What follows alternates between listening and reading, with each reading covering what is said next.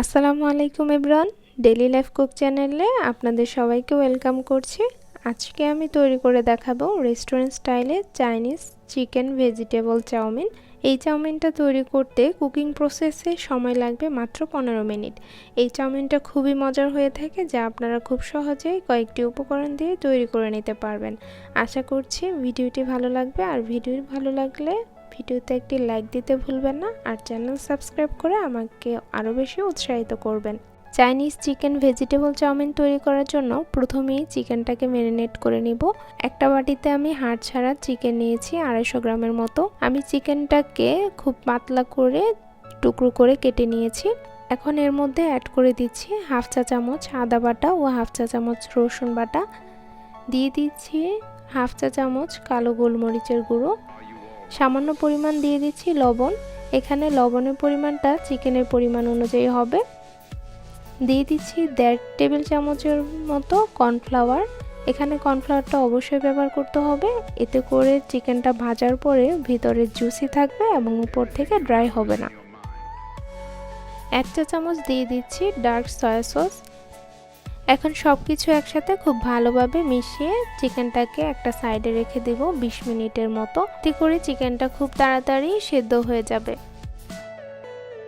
এখন একটা সস তৈরি করে নিব। এর জন্য একটা বাটিতে 1 টেবিল চামচ সয়া সস নিয়ে নিচ্ছি। অ্যাড করে দিচ্ছি 1.5 টেবিল চামচ টমেটো সস। 1 চা চামচ দিয়ে দিচ্ছি চিনি। এখন এই তিনটে উপকরণ খুব ভালোভাবে একসাথে মিশিয়ে নিয়ে একটা সাইডে রেখে দিচ্ছি। আরেকটি বাটিতে আমি 2টো ডিম ভেঙে নিচ্ছি। চাইনিজ চিকেন ভেজিটেবল চাউমিনের সম্পূর্ণ স্বাদ পেতে হলে এখানে ডিমটাও ব্যবহার করতে হবে, তাই আগে থেকেই ডিমটাকে রেডি করে নিচ্ছি। 2টো ডিমের জন্য পরিমাণ মতো লবণ দিয়ে দিচ্ছি। এখন একটা হ্যান্ড হুইস্ক দিয়ে খুব ভালোভাবে ডিমটাকে ফেটিয়ে নিচ্ছি। এতে করে ডিমের স্ক্র্যাম্বলটা খুব বেশি ময়েস্ট হবে এবং দেখতেও খুব ভালো লাগবে। আজকের চাউমিন রান্না করার জন্য আমি কয়েক ধরনের সবজি নিয়েছি। এর মধ্যে রয়েছে লাল ক্যাপসিকাম, সবুজ ক্যাপসিকাম ও হলুদ ক্যাপসিকাম, আর সেই সাথে রয়েছে গাজর কুচি ও পেঁয়াজ কলি। আপনারা এখানে এক ধরনের ক্যাপসিকামও ইউজ করতে পারেন, তবে কয়েক ধরনের ক্যাপসিকাম ব্যবহার করলে সেই সাথে কালারটাও খুব সুন্দর আসে এবং দেখতে যেমন ভালো লাগে খেতেও কিন্তু খুব ভালো লাগে। সেই সাথে লাগছে একটা মিডিয়াম সাইজের পেঁয়াজ কুচি, হাফ চা চামচ আদা কুচি ও হাফ চা চামচ রসুন কুচি। এখন মূল রান্নায় চলে যাচ্ছি। চুলায় একটা পাত্রে আমি পর্যাপ্ত পরিমাণ পানি ফুটিয়ে নিয়েছি। এর মধ্যে দিয়ে দিচ্ছি নুডলস।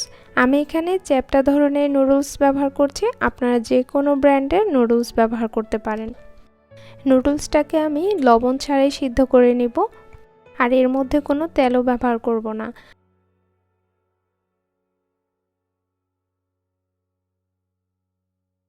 আমার নুডলসটা সিদ্ধ হয়ে গেছে।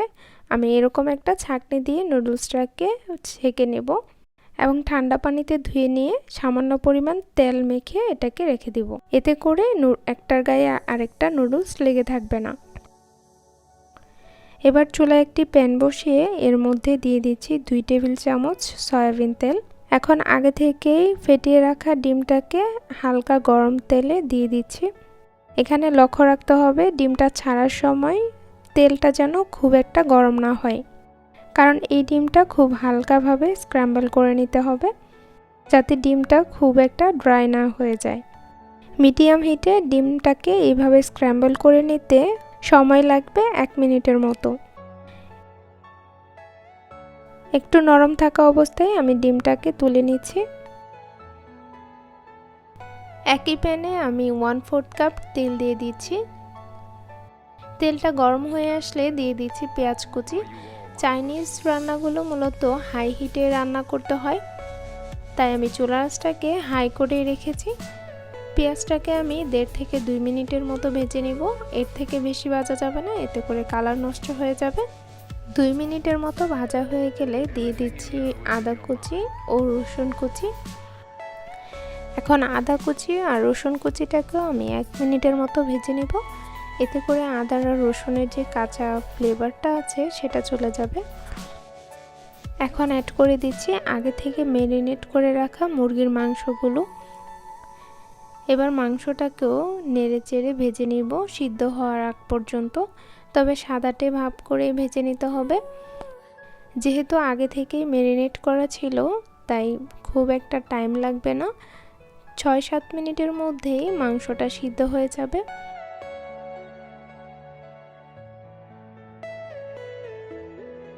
ছয় 7 মিনিটের মধ্যে মাংসটা সিদ্ধ হয়ে গেছে। এখন অ্যাড করে দিচ্ছি গাজর কুচি, পেঁয়াজ কলি। যেহেতু এগুলো সিদ্ধ হতে একটু টাইম লাগবে এজন্য আমি আগে থেকে দিয়ে দিয়েছি। আপনারা যদি এখানে পেঁয়াজের পাতা ব্যবহার করেন সেক্ষেত্রে পেঁয়াজ পাতাটা সবার শেষে অ্যাড করবেন, কারণ পেঁয়াজ পাতা সিদ্ধ হতে খুব একটা টাইম লাগে না।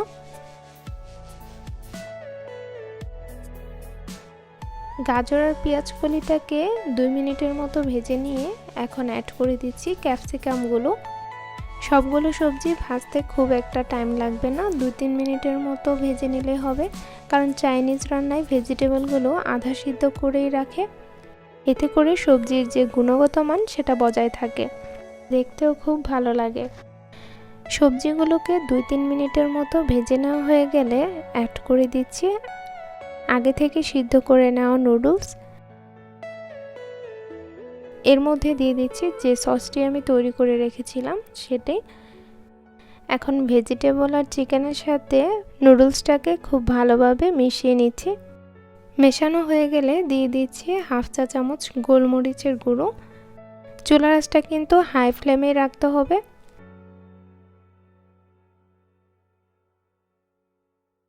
তিনটা কাঁচামরিচ আমি মাঝখান থেকে ফেলে দিয়ে দিয়েছি, এটা ভিডিওতে আসেনি। কিছু ভালোভাবে মিশিয়ে নেওয়ার পর দিয়ে দিচ্ছি স্ক্রাম্বল করে নেওয়া ডিম। এখানে যেহেতু 2 ধরনের সস ব্যবহার করা হয়েছে এজন্য আর এক্সট্রা করে লবণ দেওয়া হয়নি, সসের লবণটা দিয়েই অ্যাডজাস্ট হয়ে যাবে। আর এই রান্নাটা যেহেতু হাই হিটে করা হয় এজন্য আগে থেকেই সবগুলো উপকরণ রেডি করে রাখলেই রান্না করাটা খুব ইজি হয়ে যাবে। আপনারাও চেষ্টা করবেন আগে থেকেই সব কিছু রেডি করে তারপর এই রান্নাটা করে নিতে।